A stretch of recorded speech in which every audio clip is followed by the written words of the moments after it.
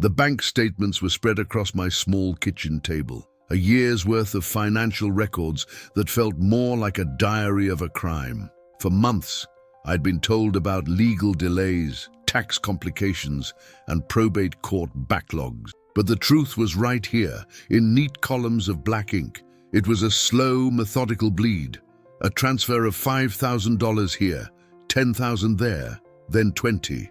Week after week, for 12 agonizing months, the assets from my parents' estate had been systematically siphoned into a single account, the one belonging to my sister Megan's business. My inheritance hadn't been delayed, it had been embezzled. Our parents were taken from us in a sudden, senseless car accident that left a gaping hole in our lives. In the chaotic aftermath, the will was a small comfort. It was simple and fair, just as they had been. Everything was to be divided equally between Megan and me. She, being the older and more business-minded sibling, was named the executor. At the time, it seemed like the most logical choice in the world.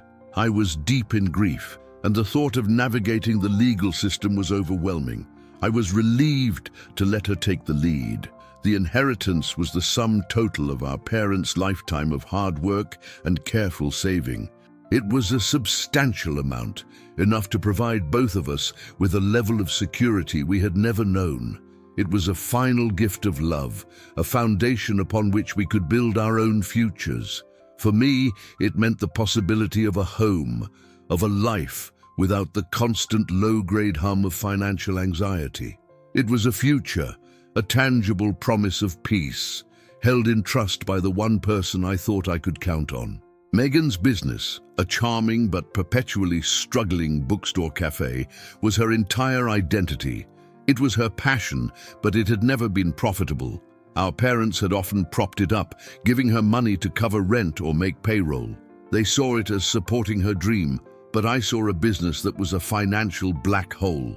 With our parents gone, the business's primary source of funding had vanished, and I knew on some level that she must have been panicking about how to keep it afloat. I just never imagined she would turn to me, or rather our shared inheritance, as the solution. In the first few months after their deaths, I was content to let Megan handle everything. The probate process, she explained, was notoriously slow. "These things take time," she would say with an air of weary competence. "There are so many forms to file, so many little details to sort out." I was grateful for her apparent diligence. It allowed me to focus on my own grief, to navigate the empty spaces in my life without the added burden of legal paperwork. I trusted her completely. My trust, I now see, was her primary asset. After about 6 months, I started to have questions.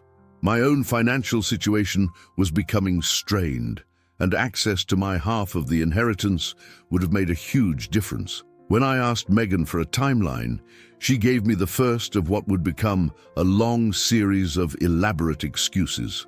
She claimed the lawyer had discovered an issue with the title on our parents' house, and it was holding everything up. It sounded plausible, and I had no reason to doubt her. She was the executor. She knew the details. Meanwhile, a strange thing was happening. Megan's bookstore, which had been on the verge of collapse, was suddenly showing signs of life. She had a new, expensive espresso machine. The shelves were overflowing with new inventory, and she had even hired a full-time barista. I asked her how she was managing it, and she gave me a bright, confident smile. She said she had secured a new line of credit from a private investor who believed in her vision and wanted to help a local business. I was so relieved for her that I never questioned the details. At the 9-month mark, my patience began to wear thin. The legal delays were starting to seem excessive. I called Megan again, more insistent this time. Her story changed. Now she claimed the estate had been randomly selected for a lengthy and complicated tax audit. "It's a total nightmare," she sighed, "but my hands are tied. We just have to wait for the government to finish their process." She was so convincing, so frustrated on our behalf, that I felt guilty for pushing her. She was a master at making you feel like you were the one being unreasonable. As the 1-year anniversary of our parents' death approached, I was at my breaking point. I was struggling to pay my rent, and the stress was becoming unbearable. I told Megan that I didn't care about the delays anymore. I needed to see the paperwork for myself.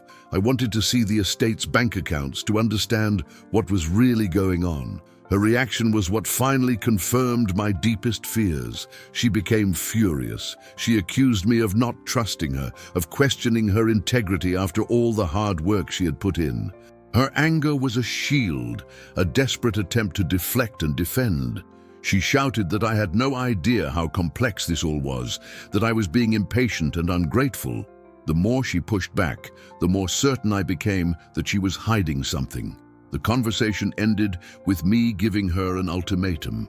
Either she show me the full financial statements for the estate, or I would hire my own lawyer to subpoena them. A long, tense silence followed before she finally, coldly, agreed. "Fine," she hissed. "I'll send you the documents, then you'll see." The email arrived the next day with a dozen password-protected PDF files. As I opened them one by one, my world began to crumble in slow motion. The statements were all there, a clear and undeniable record of the past year. My eyes scanned the transaction histories, and a pattern quickly emerged. It started small, a few $1,000s transferred to MG Enterprises, her business account. The memo line on the first few read, "Estate reimbursement."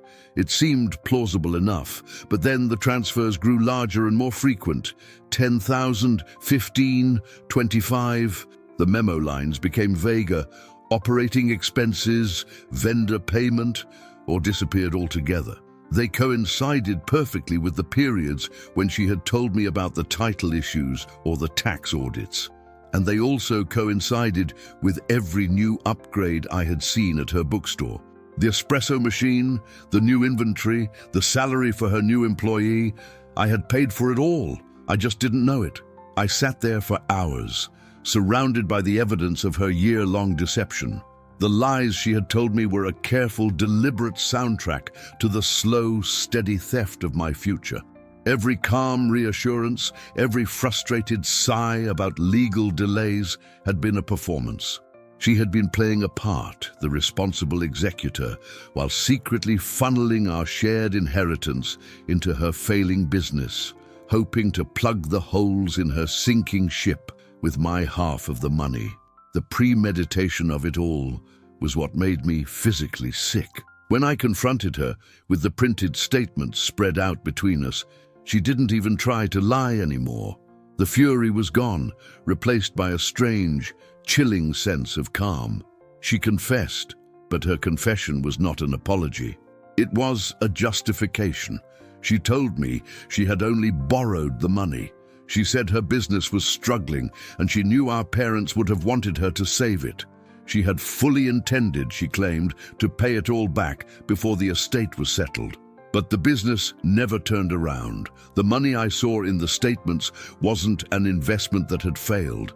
It was money that had been used to cover her operating losses, month after month. It was gone, burned through to pay her rent, her suppliers, her staff. She had been throwing my inheritance into a bonfire, hoping a miracle would happen before I noticed the smoke.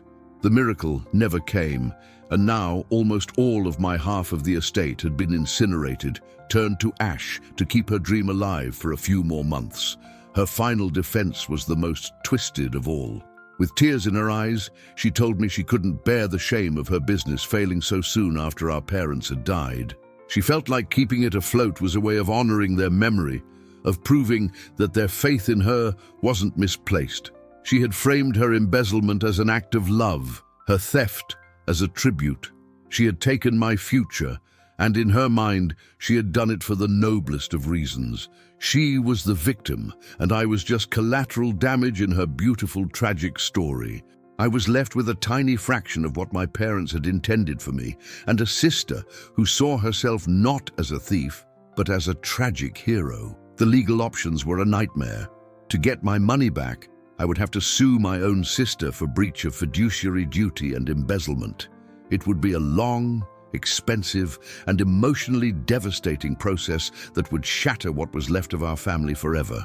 And there was no guarantee I would win. or that there would be any money left to recover even if I did. She had placed me in an impossible position. She had used her legal authority as executor as a shield, knowing that the bonds of family would make it difficult for me to pursue legal action. She had counted on my love, my grief, and my aversion to conflict to get away with it, and she was almost right. The thought of dragging our family name through a public court battle was nauseating. She had stolen from me, and then she had trapped me in a cage of familial loyalty. The most insidious part of her crime was its quiet, creeping nature. It wasn't a single, violent act of theft. It was a slow poisoning, a year-long campaign of lies and gaslighting. She made me doubt my own perceptions, my own sense of time. She made me feel guilty for asking for what was rightfully mine. An executor is supposed to be a protector, a guardian of the deceased's wishes. She had used that sacred trust as a cover for the most profound and intimate of betrayals. I have lost all respect for her, but what's worse is that I have lost the memory of my sister I once loved. That person is gone, replaced by a stranger who is capable of a level of deception I never thought possible. Every happy memory we shared is now tainted, viewed through the lens of this final, unforgivable act. I find myself questioning everything, wondering how long she had been capable of this, wondering if our entire relationship was a lie. I also have to face the hard truth about my parents' role in this. By naming her the sole executor, by constantly propping up her failing business throughout their lives, they had created this situation. They had fostered her sense of entitlement, her belief that she was deserving of endless second chances, no matter the cost to others. They had unwittingly taught her that rules didn't apply to her. Her actions were the final tragic result of a lifetime of favoritism, a lesson that I am now paying the price for. My financial situation is dire. The small amount that was left of my inheritance is not enough to make a real difference. I am back where I started, but with the added burden of this immense betrayal. The future my parents wanted for me, a future of security and peace, has been stolen by their other child. And she did it in their name, twisting their legacy into an excuse for her own greed and desperation. The irony is a bitter pill I have to swallow every single day. I am sharing this story because I feel so incredibly alone. The legal system offers a path that is almost as painful as the crime itself. My family is broken, and my sister, the architect of my ruin, is still running her bookstore, portraying herself as a plucky survivor. She is living a life funded by my stolen inheritance, and she has shown no remorse, only justification. The injustice of it all is a quiet, constant scream in the back of my mind. How do you recover from a betrayal that is so patient, so deliberate? How do you heal from a wound inflicted not with a knife in the back, but with 1,000 paper cuts of lies administered over the course of a year by the person you were supposed to trust the most? The money is one thing, but the obliteration of trust is another thing entirely. It's a loss from which I don't know if I can ever truly recover. I feel like I'm grieving my parents all over again, and now I'm grieving my sister too.